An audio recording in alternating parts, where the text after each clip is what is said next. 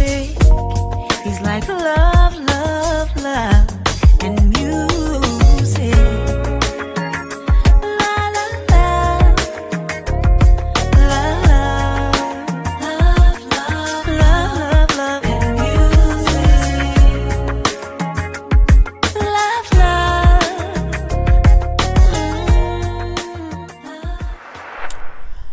Hello, hello, hello, everyone. Thank you for tuning in. I am Jay Lee. This is Jay Lee's Corner.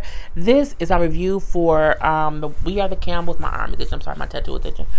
We Are the Campbells, Season 1, Episode 5. If you have not done so already, please take a moment to subscribe to my channel, because if you're here, you're probably always here. So go ahead and subscribe, and do not forget, once you have subscribed, to hit the little bell, the notification bell, because it will let you know when I have new videos up. I still feel like the Campbells can be a 30-minute show. I do not. It should not be an hour. If they get a season 2, the show needs to be 30 minutes each. If they have 10 episodes for an hour, give them 15 episodes for half an hour. This shit does not need to be an hour. I mean, at this point in time, they be just stretching shit. It's the weirdest thing. I keep cussing, Lord Jesus. Thought I had to work.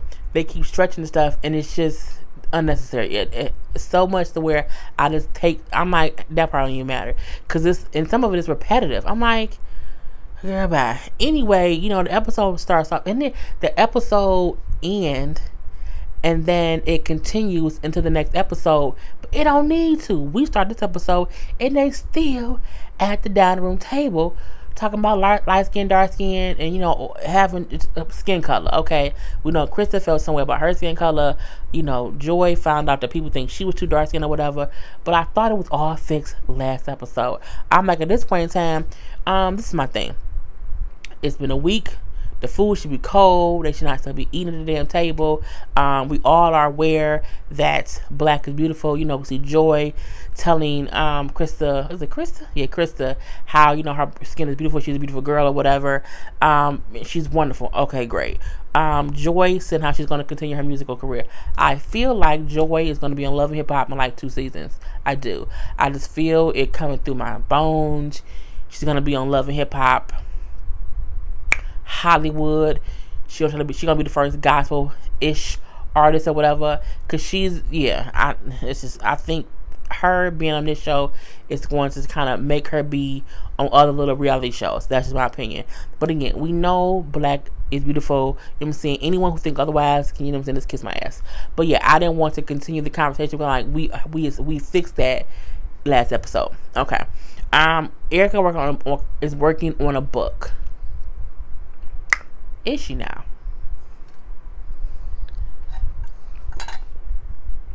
Okay.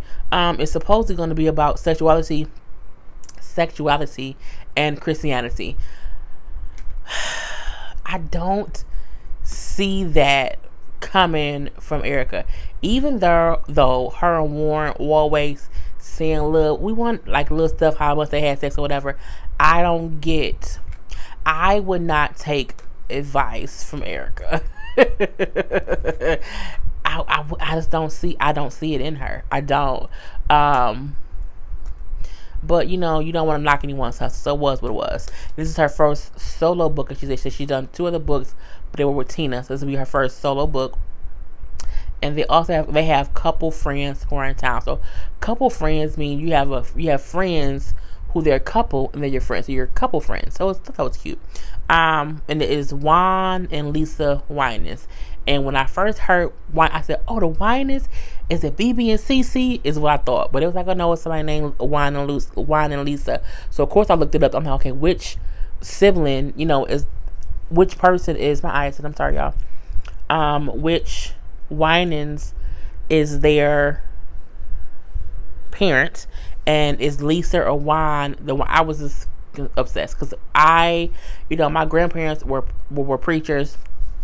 I am a preacher's grandchild, so we listened to a lot of gospel back in the day, and I loved BB and CC Winans. Oh my God.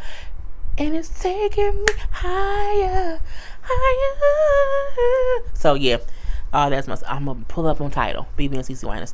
Anyway, so I was like, oh my god, who was their mama? Who was their daddy? But it was the brother. One of the brothers. One of the brothers' son. So he is the nephew of BB and CC. Cool. Anyway, first of all, Juan is cute. Okay, let's get out of the way. Juan is a little cutie or whatever. I was like, hey, Juan. He's a grown, married man, and I'm not trying to be disrespectful, but Juan is cute. Okay, I said, hey, Juan, what you doing? And, of course, they're from Detroit, so that's kind of cool, too, because he had his Detroit versus everybody shirt on. You know what I'm saying? Everybody love our shirt. Detroit versus everybody. And it was cute to see Warren and Juan chit-chatting, talking about. That's what I wish. I wish the show...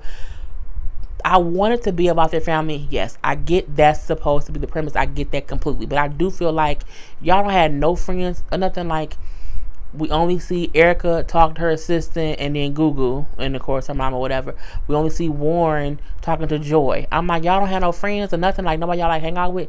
It's just weird to me. I'm like, I just want to see something. You know what I'm saying? The show just does not need to be an hour for it to just be them. It just does not.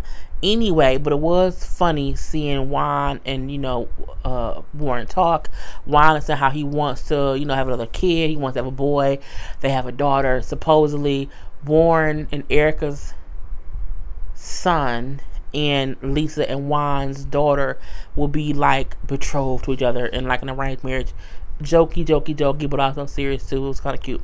Anyway, Warren trying to say, I can teach you or tell you how to get pregnant with a boy. I said, now how the hell this gonna work? How they gonna play this? How they gonna do this? What is he gonna say? This fool said you gotta take a shower and make sure it's a cold shower because the sack needs to be cold. I said, now what? This was funny because it was awkward, even for Warren to say it and for Juan to hear it. It was just a funny guy moment, I think is what it was. He then said female sperm swims faster. He says, so you have to angle yourself so that the male sperm gets there quicker. First of all, how he can't see the sperm? He can't see it. He can't. It is like the male sperm be on the right and the female sperm be on the left. It was the funniest conversation that he had without saying what he needed to say in layman's terms. So I liked it. To me, it was a funny scene, and it was something different. So I did like it. Erica in this book, she talks to a Brooklyn agent who tells her the first chapter is not good. I'm like, oh, okay. He says how it's not good quality and doesn't match the vision of the book. And how, he says it doesn't feel like you're talking. It doesn't feel like you, like it feels just like it's someone else. So she has to rewrite some stuff, of course. So she brings up how she does not have the first draft done yet, so she needs some more time. They may need to push the date back of when they're going to, like, have stuff turned in. And she's like, well, no, I don't really want to do that, but we have to. It's gonna look bad, when we kind of take it to the publisher or whatever. But I have been really busy, so we have to do what we have to do. So we then see her later talking to her assistant, who's also Warren's assistant or the assistant of my block or whatever. And she brings up how I've been writing notes for like the past 2 years, just little notes about things in my life, but I have all these notes and they're not put in any kind of order. I was wondering if you could help me put them in order. I said, you want her, so she's going to write the book? I mean, it's your notes. But if she puts them in order, don't that mean she wrote the book? Just saying, I don't know. But the assistant says, sure, I can help you, get it in order some kind of way. Cool. I'm like, girl, this one like she wrote the book. Joy,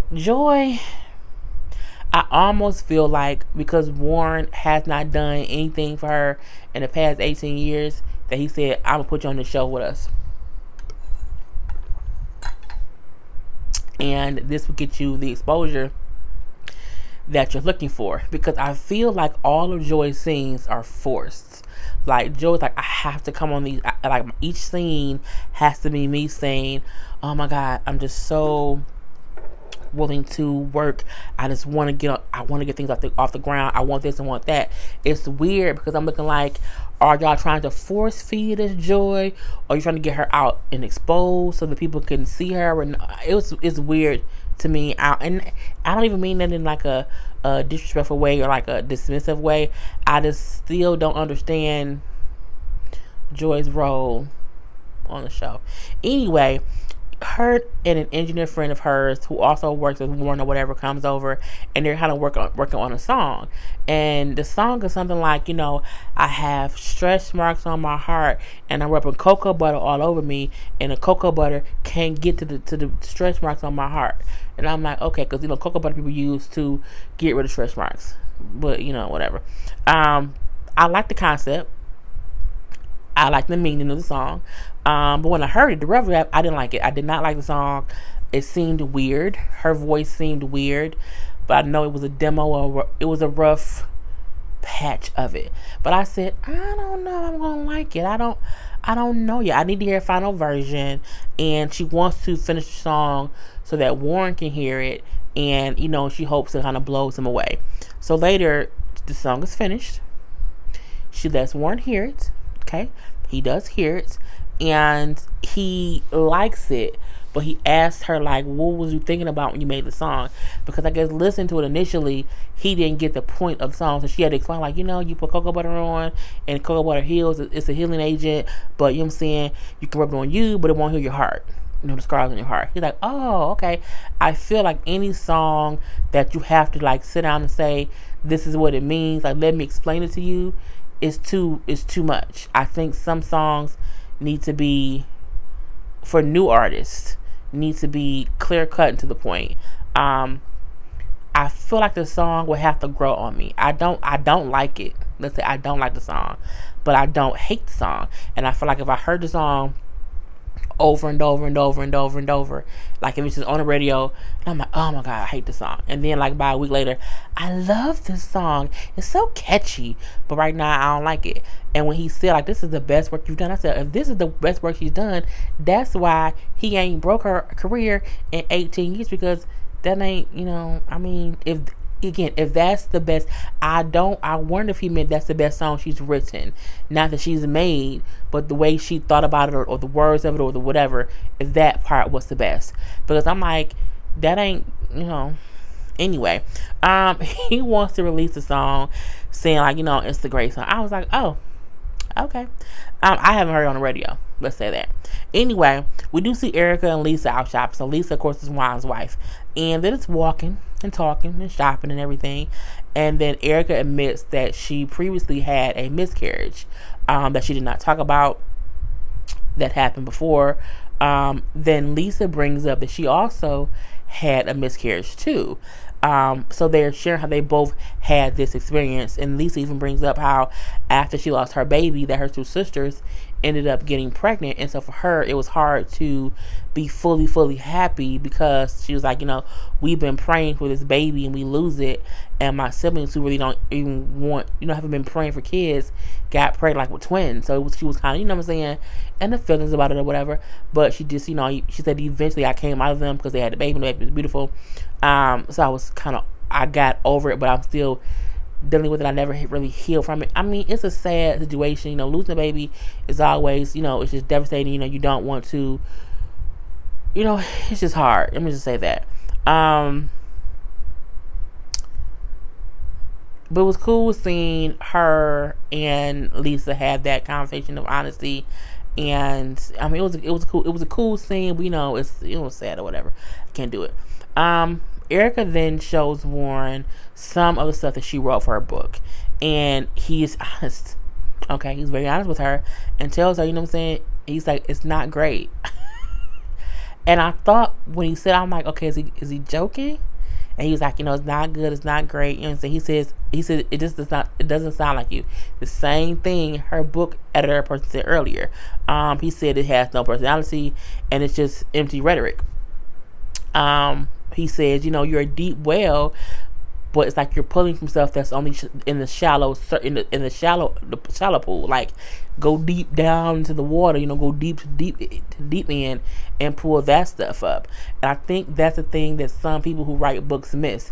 You can't put stuff that you think people want to hear, because putting stuff that you think people want to hear isn't really you being honest with what you want to say, because what people want to hear might not be your message. You know what I'm saying? Like, being my reviews, some of y'all don't like my opinions, but if I give you what you want to hear, I'm not being authentic to myself. And people would tell that in my videos. So for Eric, I feel like what he was saying was, you're not being your true authentic self. You're just saying stuff thinking this is what they want to hear, so let me write this stuff. And it feels fake and fugazi and like it's not true because you're not talking. Okay? So she said, he's right. I get what you're saying. I need to give more. She then starts talking about when she was like 12 years old and how, she wanted to kill herself. He's like, what? He said he had never even heard this story. And she's like, yeah, I was like 12 and I kept hearing a voice in my head telling me to kill myself, to slit my wrist. And he was like, oh my God. So of course she didn't do it. She was laughing well today. And she said as she got older, she knew that was just the devil in her, saying whatever.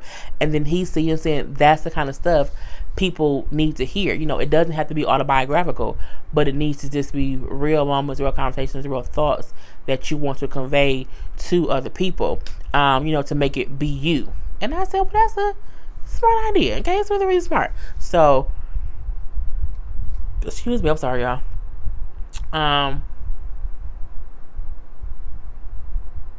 She then, so it was always like, what did she say next? She was then like, yeah, I have to go check with my book editor person and see how he likes the page that Warren just wrote. And he says, well, did he have them? And she said, yeah, he has them, I think so. And he said, well, if he has them and he hasn't called you, it's because he doesn't like them.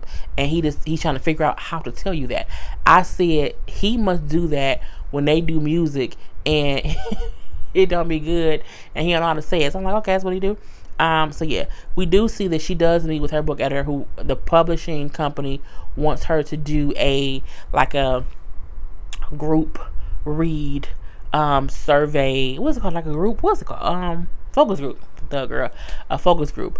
And she's nervous at first to do it, but they're like, you kind of have to, because again, they don't like what you've written so far, or they just don't know how people will like it, basically. So we have this whole focus group. We can see how they would critique it, or how they would be, if they would be willing to buy it or whatever. So it's kind of cool. She then brings up, she's like, yeah, I was with my friend who was in town, and we were just, walking and talking and whatnot. And when we were talking, we both kind of brought up some things, and I thought my book needs to be more about just like you talking to your girlfriend. Yes, a lot of y'all put in my comment section when y'all watch me, it's like y'all my friend with house chit chat, because that's what it's supposed to be. You're supposed to give off who you are and like, hey girl, hey, you know what I'm saying? It's supposed to be that. So she realized with how Lisa were talking, like that's how her book needs to. It needs to be like a regular conversation with someone, and you throw in a couple of diamonds and jewels here, little thing there, and it becomes a beautiful thing. But I did say, if they want to do a focus group, the first edit must have been bad. Okay, let's just say that. So she does have the little focus group, and I swear it was about like 15 people in there, whatever. Maybe 20. I know it wasn't more than 20. It was a good 10-15 people in there that they had in there. And she read 2 other chapters of the book. I have to say this, okay? When she was talking, my whole little thing is full of, I was bored. And I was trying to kill a damn gnat. I was bored when she was talking. I can't say that.